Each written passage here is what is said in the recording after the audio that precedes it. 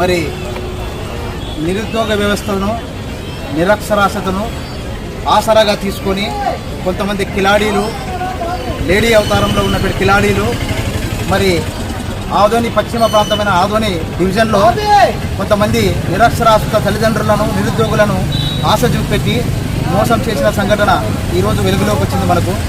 మరి బాధితులు మనము బహుజన సేనా సమితిని ఆశ్రయించారు. మరి వారి బాధను విన్నాము.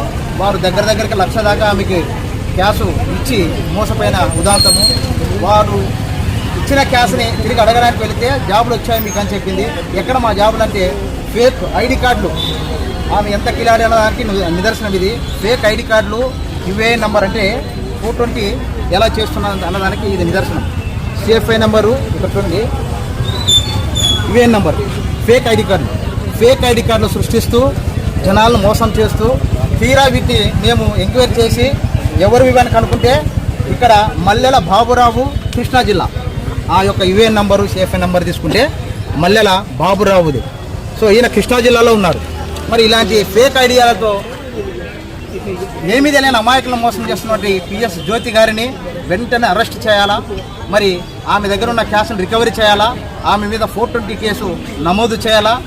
ఆమెను మరి నిరుద్యోగ వ్యవస్థను, నిరక్షరాస్యతను ఆసరాగా తీసుకొని కొంతమంది కిలాడీలు, లేడీ అవతారంలో ఉన్నటువంటి కిలాడీలు మరి ఆదోని పశ్చిమ ప్రాంతమైన ఆదోని డివిజన్లో కొంతమంది నిరక్షరాస్యత తల్లిదండ్రులను, నిరుద్యోగులను ఆశ చూపెట్టి మోసం చేసిన సంఘటన ఈరోజు వెలుగులోకి వచ్చింది మనకు.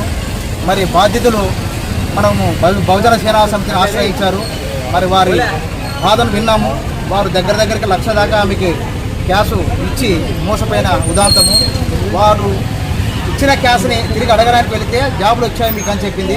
ఎక్కడ మా జాబులు అంటే ఫేక్ ఐడి కార్డులు.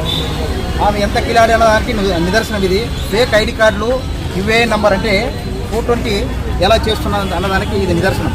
సిఎఫ్ఐ నెంబరు ఇక్కడ చూడండి, యుఏఎన్ నంబర్, ఫేక్ ఐడి కార్డులు సృష్టిస్తూ జనాలను మోసం చేస్తూ తీరా వీటిని మేము ఎంక్వైరీ చేసి ఎవరు ఇవన్నీ కనుక్కుంటే ఇక్కడ మల్లెల బాబురావు, కృష్ణా జిల్లా.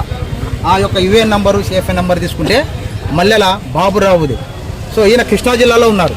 మరి ఇలాంటి ఫేక్ ఐడియాలతో ఏమీ తెలియని అమాయకులను మోసం చేస్తున్నటువంటి పిఎస్ జ్యోతి గారిని వెంటనే అరెస్ట్ చేయాలా, మరి ఆమె దగ్గర ఉన్న క్యాష్ను రికవరీ చేయాలా, ఆమె మీద 420 కేసు నమోదు చేయాలా.